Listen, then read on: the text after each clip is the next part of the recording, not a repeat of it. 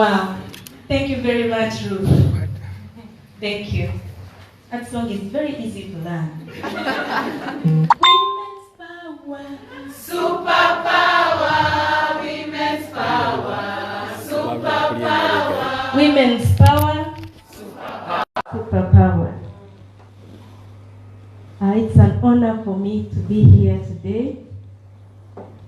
My name, as introduced by the boss, is Barbara ITUNGO Kyagulanyi. Earlier in my husband's career, he gave me a nickname, Barbie, because of the entertainment industry. Either you have a nickname or a short name of your name, or one that sells, and one that can be associated with easily. So he called me Barbie. So many people don't know that its fullness is Barbara. So people call me Barbie Kyagulanyi. Almost social media is Barbie Kyagulanyi. Even when I go to some professional offices, they call me Barbie Kyagulanyi, and I have to remind them my name is Barbara. I am, most of all, a mother.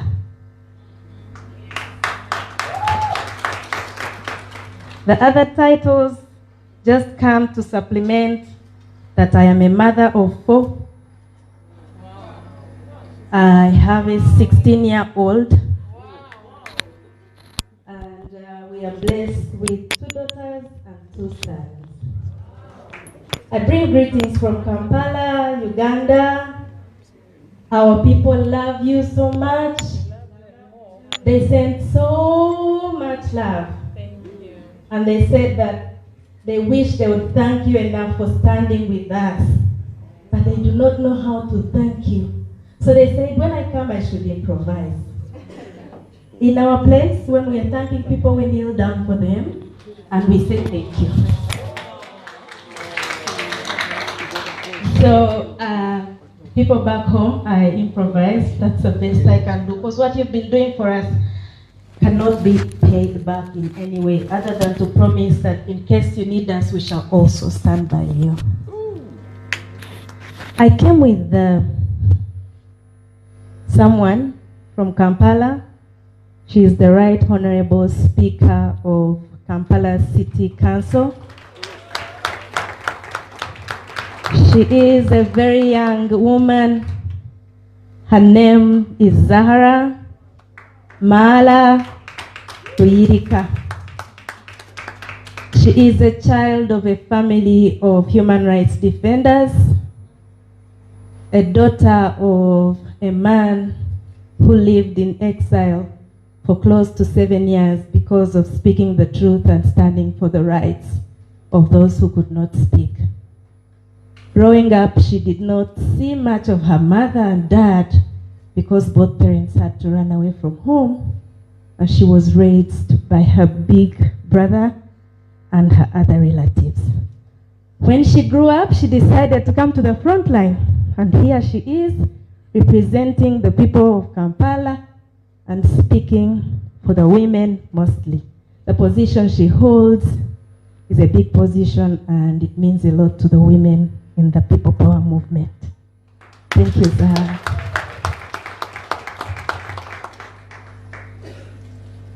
As I was introduced, in 2013, I started an NGO, and initially, my core interest was in defending the rights of young mothers and children through an organization I lead, and it's called Caring Hearts Uganda.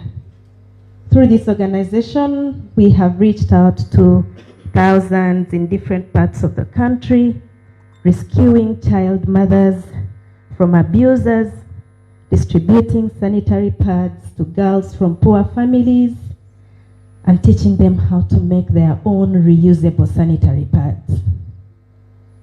This helps them to go back to school and to be able to attend class oftenly and not to miss class because they are going through those 5 days of the month. Our government has been promising that they would give sanitary pads, but we have waited and nothing is coming by.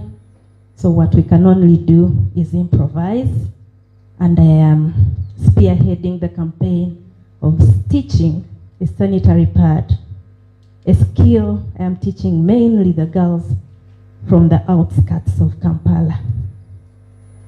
In the course of my organization's activities, I have since it has been criminalized now. 2 months ago, when I tried to support a hospital that attends to hundreds of children who have been impregnated during COVID-19, during the lockdown of COVID-19, the police and military blocked us, and they were not shy to throw tear gas and fire bullets right in the middle of the hospital. That was just a few months ago. I have found myself in the middle of politics. I had met my husband 20 years ago. We lived a life of celebrities, just singing and talking about issues which other people fear to say through music. So I was happy being in the background until my husband was arrested about 3 years ago. So during that time, I had nothing to do but to bring out my face and speak. That's how I found myself being categorized as a human rights defender who comes out and speaks in the camera and doesn't just do the work. You know, we have very many categories of human rights defenders. Those who do the work behind closed doors, those who help with the law in case they have people who have issues and need justice, and those who are bold enough to come out and speak. So I had been doing my work behind doors then until I found myself at the front line. You people in Kenya started it. You started the Free Bobiwine campaign. I saw it and I was like, wow, how can foreigners feel our pain more than us? You know, we tend not to realize that we are one. We tend not to realize that we are human beings and it's just the borders that separate us, but we have the same problems and they affect us equally. So at that time, I did not know that we are one until I saw the whole world come out to defend the rights of my husband, the right to free, to justice and the right to a hearing in court. If it was not for the noise you people made, he would still be rotting in jail right now. So then I chose to speak up. And during our movement, although the news cover us and the headlines seem to focus on him, myself and the children, the clampdown on human rights and freedoms actually affects so many other people in the country, and they never get to tell their stories. In our audience today, people who I will not show you, but they have managed to run away from home. They are the only platform which showed us the behind of the scenes of the violations of human rights that happened during the elections and the campaigns in Uganda where my husband stood as president. He contested. He was in a trail which was the most dehumanizing. So we had a group of very brave boys who decided to face the tear gas, who decided that they would die with him, and covered everything without shaking on their media platforms. They have since been hunted, they have since been imprisoned, some are in torture chambers where we can't know, and some ran away. They're here. Right now, they're in here. And I want to thank Kenya for hosting our people. You may not know, but you have an influx of human rights defenders from Uganda in Kenya. From way back in the history of 1980s, when Museveni and his fellow colleagues were in the bush fighting, their families were here. They were hosted here. They bore children here. Their children studied here. They lived here for long. So Kenya is known for hosting people who fight for freedom. Thank you. Although you hosted someone who is becoming a problem, but we thank you that you have that heart to host our people. So you know we have very many of our people here looking for assistance and would want to remind Kenya that please, we are backing on your assistance, and we ask, we beg you to help our people. We bank on them even when they're here. Their impact is felt back home. They have social media platforms which highlight our plight back home, and when they are not fine, then our struggle back home is not going to go as we expect. Please keep an eye on our people. Human rights defenders are mainly thought to be men. We have very many men who are human rights defenders worldwide. But I'll give us an example of women human rights defenders back home, because that's where I'm well knowledgeable about. The human rights defenders in Uganda have been in extremely difficult situations, and many young political activists have not only been violently arrested and tortured, several have been raped and molested under detention.